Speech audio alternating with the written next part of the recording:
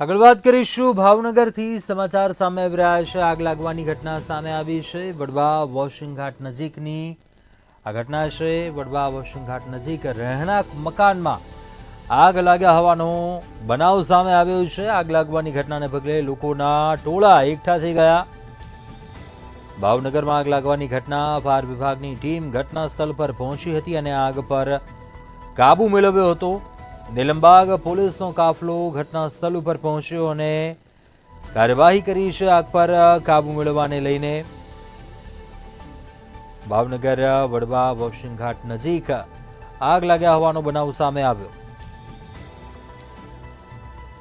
વધુ વિગતો મેળવીએ સંવાદદાતા હિરેન ચૌહાણ પાસેથી। હિરેન, ભાવનગરમાં રહેણાંક મકાનમાં આગ લાગ્યા હોવાની ઘટના બની, શું વિગતો? જે ચોક્કસ ભાવનગરના વોશિંગઘાટ વિસ્તારમાં એક રહેણાંકીય મકાન છે તે અચાનક જ કોઈ કારણોસર આગની ઘટના છે તે બની હતી। ઘટનાને લઈને ફાયર વિભાગને જાણ કરતા ફાયર વિભાગની 2 ગાડીઓ છે તે ઘટના સ્થળે પહોંચી હતી।